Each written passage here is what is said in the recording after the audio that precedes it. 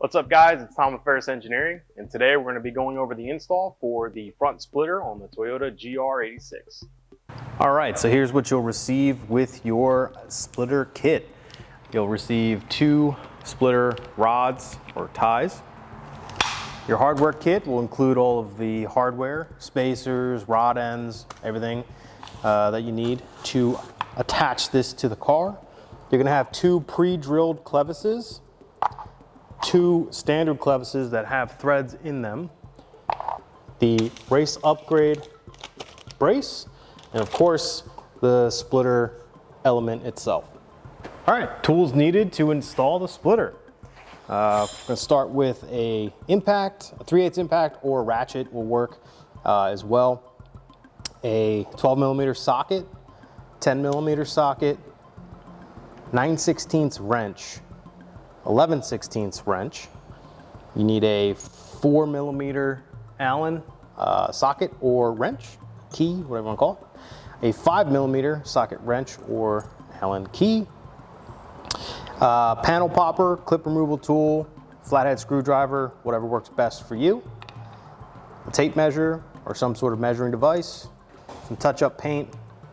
1/8 inch, 1/4 inch, 3/8 inch drill bits, and of course a drill to use them. So to start, we're going to take out all of the fasteners along this front bumper line. I've already removed a couple of them off camera before this just to speed things up. That way you don't have to watch me do all kinds of boring stuff like removing clips. There will be 1, 2, 3 10mm bolts holding this splash guard up. We're going to remove this first, and basically once we do that, we'll see the next panel that needs to be removed, and then after that we'll see the brace that's in here. So let's get into it.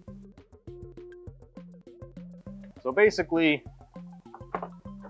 this entire front edge has clips and a bunch of fasteners that are going to hold all of these 3 splash shields together. So removing all of them right now is going to basically remove hardware for the next 2 panels as well.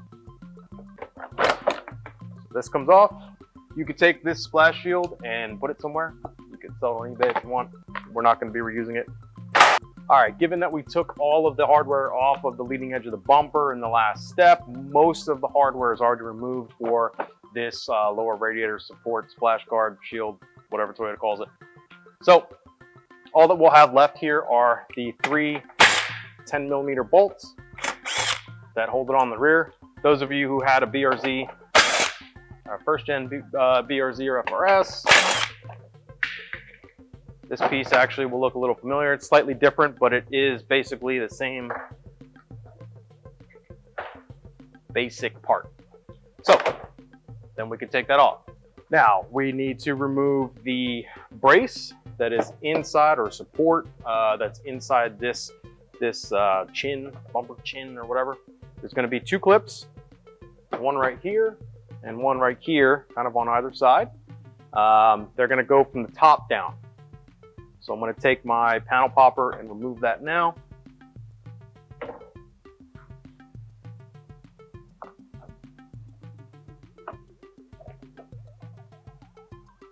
And here is what the clip looks like. So we've got the 2 clips removed. Now we can take this guy out. This big plastic support. All right guys, so now we have this whole area opened up between the bumper and the radiator support, which is very convenient so that we can now drill for our rivet nuts that we need to install the splitter ties. So in order to do that, we want to take reference off of this slot here, and there's also one on the other side as well. And basically we're going to take the edge, measure from this edge, or the edge that is closest to the radiator or the rear of the car, and we're going to take that 1/2 inch towards the rear of the car or towards the radiator. And from that 1/2 inch point, we're going to measure 3 inches across towards the outside of the car. And at that point, we're going to center punch that, drill it either at 1/8 inch for a pilot and then to 3/8 inch, or if you're feeling dangerous, you could just go straight for 3/8 inch. It's up to you. The biggest thing here is to make sure that between here and here, it is as parallel to this flat surface on the crash bar as possible, because you want this to be as straight as you can get it. Once you've done that, we're gonna go ahead and install our rivet nut, and I will go over that right now. All right, rivet nut installation. We provide a rivet nut install tool. It looks like this. You're gonna use a 5mm Allen wrench or socket, and you're gonna thread the rivet nut onto this bolt using your 5mm Allen wrench or socket.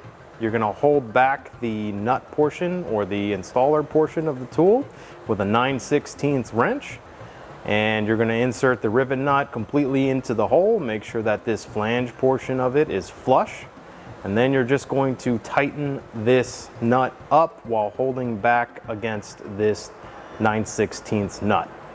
Once you do that enough, you'll start to feel some pretty significant resistance, and then this will crush. Once you've done that, it should look something like this. Conversely, you can also go onto Amazon and buy a rivet nut tool similar to this. I think I got this one for 20 or 30 bucks. All right, so now that the rivet nuts are installed in the crash bar, we can go ahead and start to install the splitter clevises that are going to be used to hold the splitter ties to the crash bar and the splitter. So you're going to grab 2 clevises. Make sure it's only 2, okay? Typically there will be threads inside of the clevis. You'll notice there are no threads anymore. You're going to grab the 25mm low profile socket head, and we're going to install them from the top, just like that. Then we're going to take this guy and grab your appropriate 4mm Allen key or socket, and we're going to thread them in to the crash bar. Once you've got them oriented in the correct direction, which I'm going to show you in a minute, we're going to torque those bolts to 6 foot-pounds. So we need clearance for these splitter ties to pass through the bumper, and unfortunately these holes in the grille are not quite big enough for that to happen. So in order to do that, I've basically snipped out one horizontal portion of the grille using my side cutters. All right, next we're going to assemble the splitter ties that you received in your kit. And basically to do that, you're gonna thread the rod ends into the splitter tie. Take note that one side is left-hand thread and the other side is right-hand thread, thus giving us kind of like a turnbuckle effect. When you tighten the center portion, or loosen it, it'll expand or contract. Once you have your splitter tie assembled, we're going to take your 25mm button head cap screws and a 12mm washer with a serrated flange nut, and we're going to slide it through the clevis and the rod end and basically install this into the clevis. All right, you should have something resembling this once you're done installing the splitter ties and cutting the hole in the bumper. We've got our button head cap screw and the 12mm washer on the button head side going through the clevis and the rod end, and then we have our serrated flange nut on the other end. That is going to use a 4mm Allen and a 10mm wrench to tighten those down. And again, the rod ends should be a little loose at this point because we'll need to put the splitter up and get the final measurement for those. Rivet nuts. We're going to be installing a bunch more. So we have steel rivet nuts in the kit, and we also have plastic rivet nuts in the kit. You'll be obviously denoted by the fact that you only have 2 steel rivet nuts and you'll have a bunch more plastic rivet nuts. So let's go over where the plastic rivet nuts go. 2 of the panels that we removed earlier, or lower radiator splash guard support thing, and your bumper brace support thing, are going to get rivet nuts installed in them. So where do they get installed? They get installed here. If you notice that this hole here has kind of like this star-shaped pattern to it, you'll notice that all of the like 3/8 inch holes, 10 millimeter holes if you will. They all kind of have them. So if I back up, you can kind of see it. All of those holes with the star pattern are going to need rivet nuts. Now, they shouldn't need to be, but if they do for some reason need to be opened up, you will open them up with your 3/8 of an inch drill bit. On the lower radiator splash shield, on the bottom side, not the top being the side that is, you know, facing up, basically. That was a dumb thing to say. Anyways, we're gonna do this hole here. Again, it's got a star-shaped pattern around it. Do not do this one. Do this one. And then we're gonna do the same thing on the opposite side.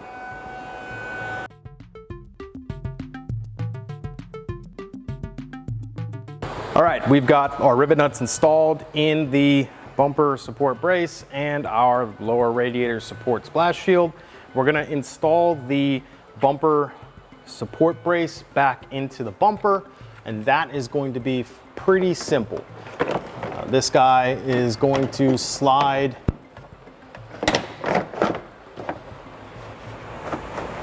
right in under the grill and over the bumper.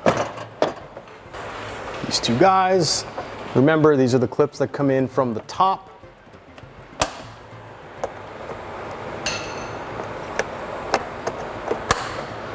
Once you have those snapped in, we're gonna go ahead and install the lower radiator support splash shield. The tabs I had mentioned earlier, if you notice we have one on the top, or we have some on the top and we have some on the bottom.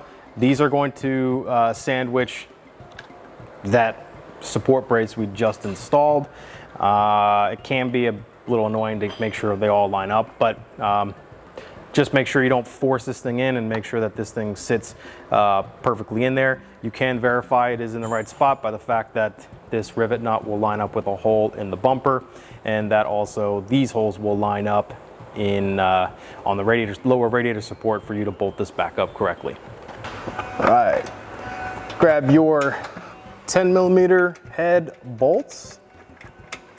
And at this point, there is a little bit of adjustment in this lower panel, this lower radiator support splash shield. To move back and forth, I just make sure everything goes back in the center.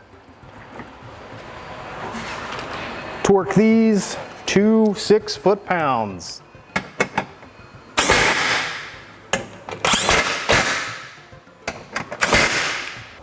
There's obviously a number of holes that are drilled in the splitter itself. The only ones we are currently worried about are going to be these holes in the middle of the splitter. All right, 7 holes, 1 in the center, 3 on each side, okay? These 7 holes are gonna have 5 millimeter nylon spacers between the splitter and the bumper cover. Then we're gonna use our 40 millimeter button head cap screws with fender washers, and we're gonna bolt them up and loosely kind of start all of these bolts. And what we're gonna do is, and I'll show you this in a second, we're gonna bottom the bolts out after we have them all started, and that way this will sit pretty flush with the bumper, and then we'll install the race support brace in the front, and then we'll obviously put the Clevises on there, and then we'll be able to get the length for our splitter rods. All right, those of you that are lucky enough to have the BRZ, basically you won't have this rear hole here. All we need to do though, imagine this is on the car. Using the splitter as a template, you're just going to hold them two together and drill through the bumper.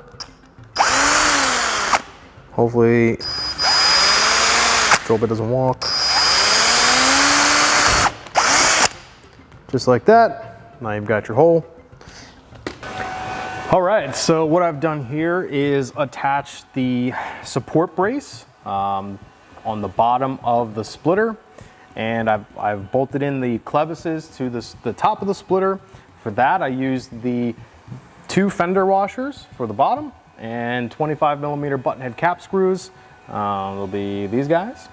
And basically for now, I just bottomed them out and made sure that my splitter ties are even for 1, and 2 at about the right height, which they are.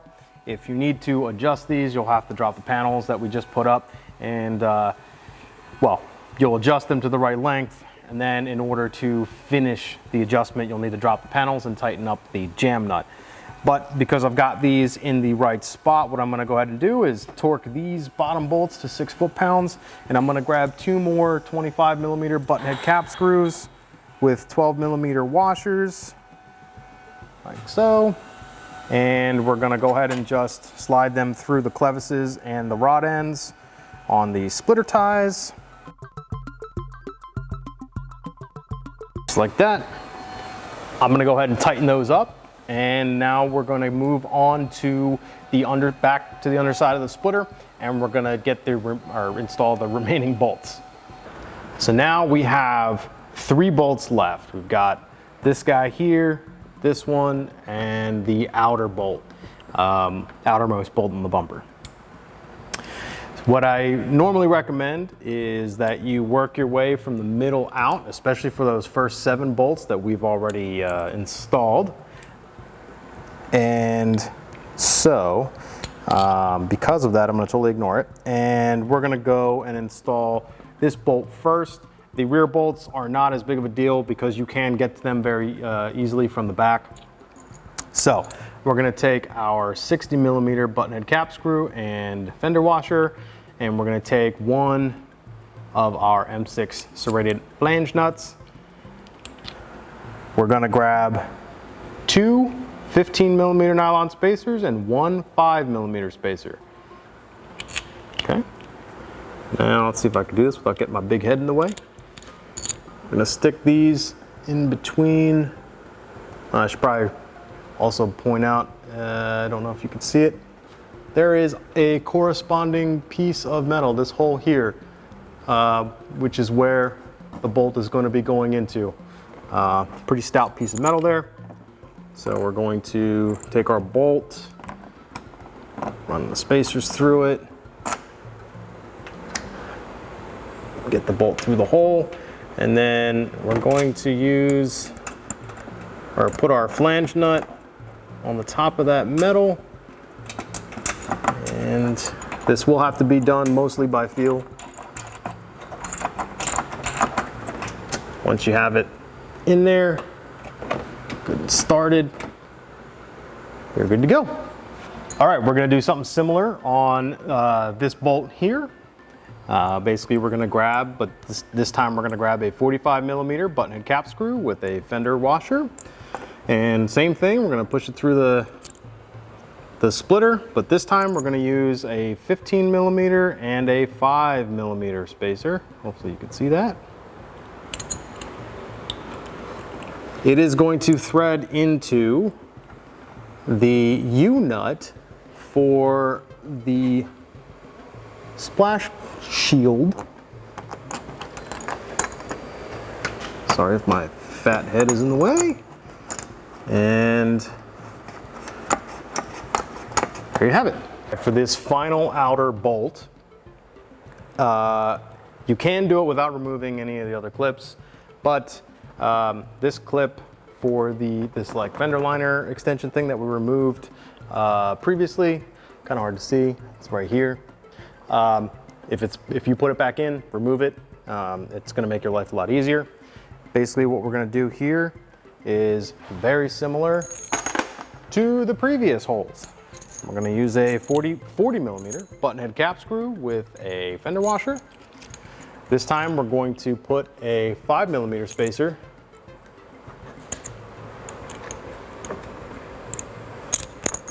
in there.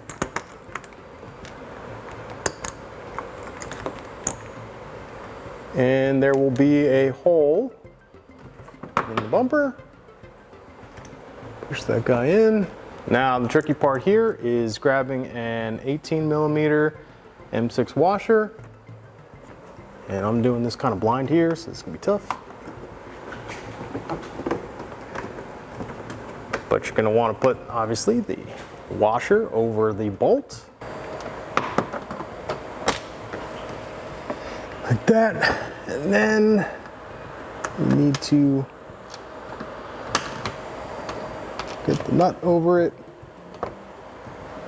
I'm going to cheat. Use the gun.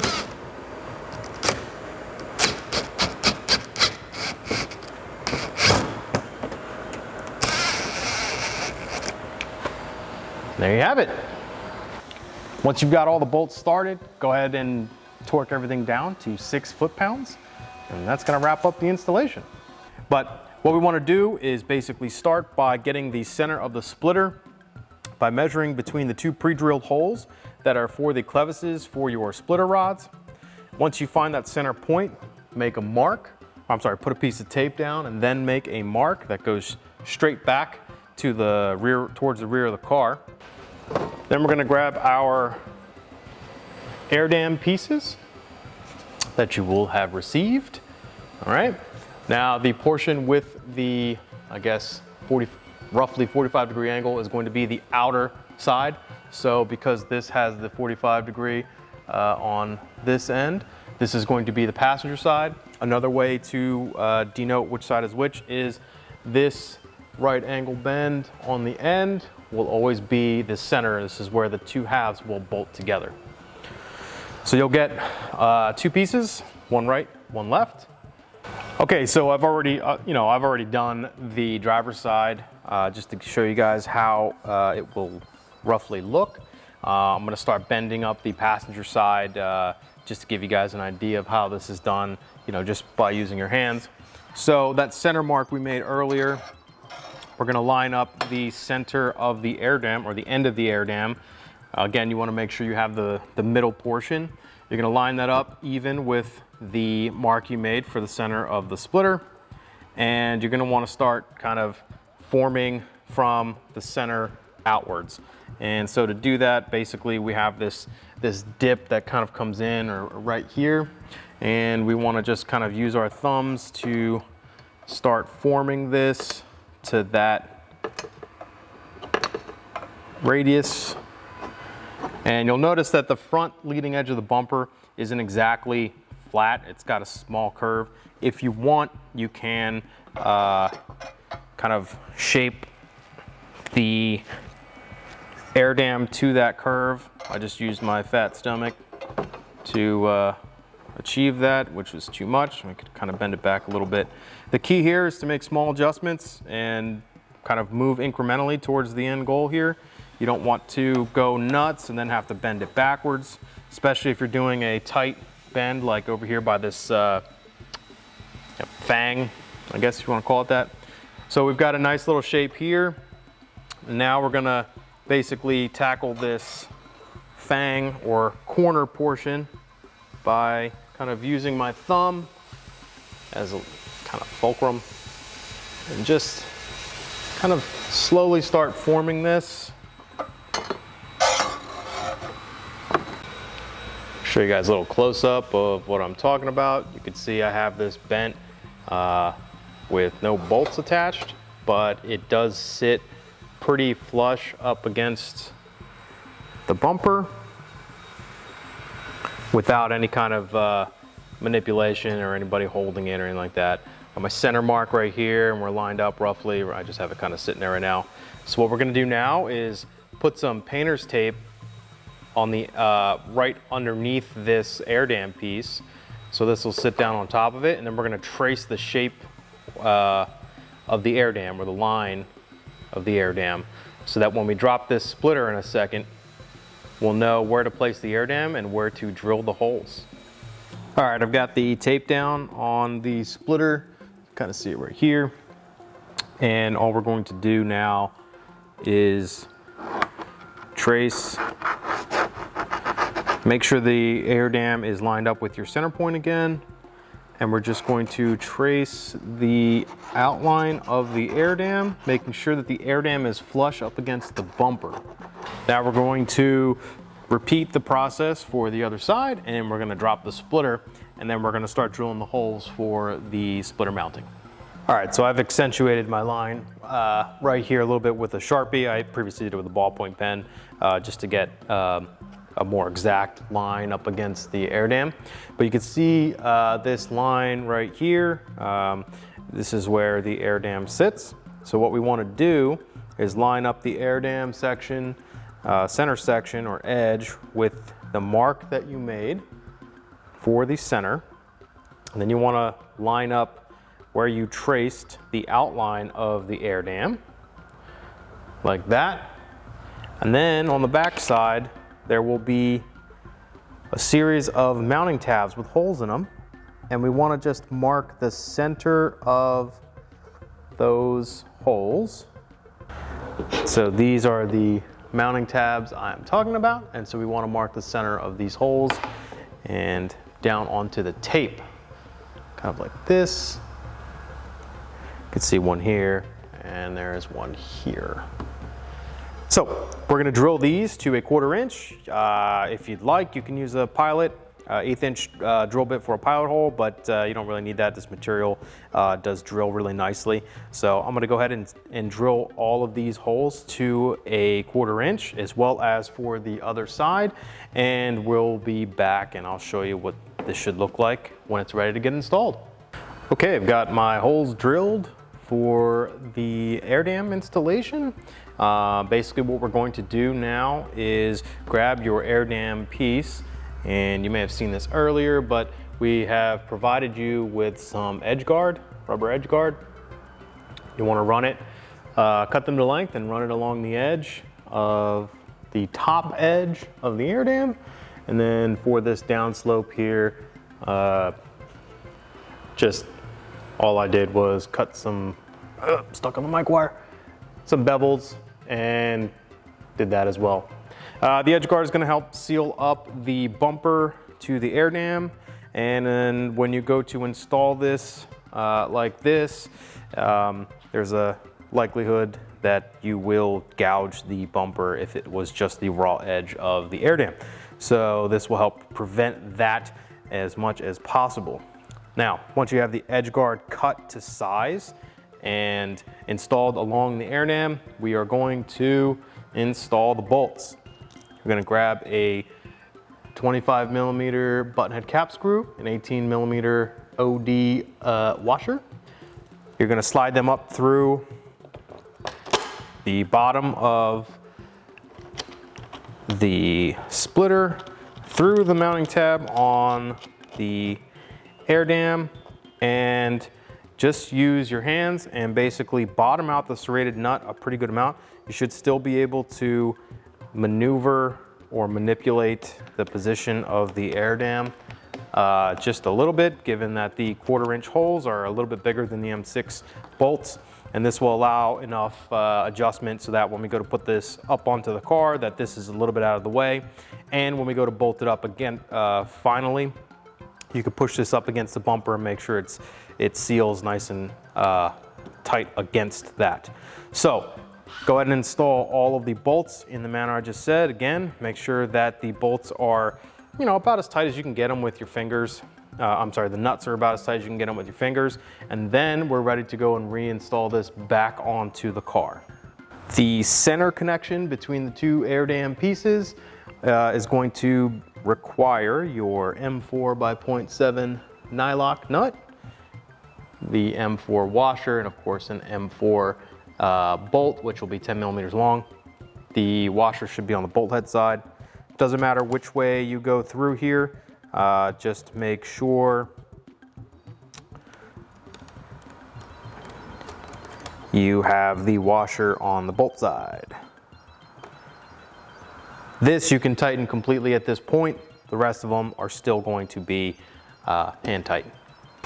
All right guys, so those of you that are fortunate enough to be installing our air dam along with the splitter, you'll notice, well, maybe you didn't, you'll notice that the support or race upgrade bracket in the front will actually cover up the two middle or two forward most bolts for the air dam. Again, those are the bolts that are closest to the center seam or edge on each air dam half. So in order to get around this and to get this thing bolted up correctly, you're going to need I've got a 3/4 inch countersink bit. Just pick this up at Home Depot or any hardware store really. All right, once you have the 2 holes countersunk sufficiently, you will go ahead and install your 20mm flathead cap screw and torque them to 6 foot-pounds. Again, you should have a serrated flange nut on the other side, the top side, and again, torque that to 6 foot-pounds. Once you have those things in, those bolts installed, you should be able to install your support brace with 0 issues. All right, guys, once you have the splitter installed up against the car, hopefully for the last time, we're ready to go ahead and do the final tightening or torque on the air dam bolts. You can't see, but hopefully you can hear that. All of my bolts are loose, and the air dam does, although if you do get the holes just right, you won't need to move the air dam very much, and it will sit pretty close to the bumper just like this. And basically all you need to do at this point is just make sure you have a decent amount of pressure against the bumper so that it stays flush. And because this one is so loose, I'm going to use a gun.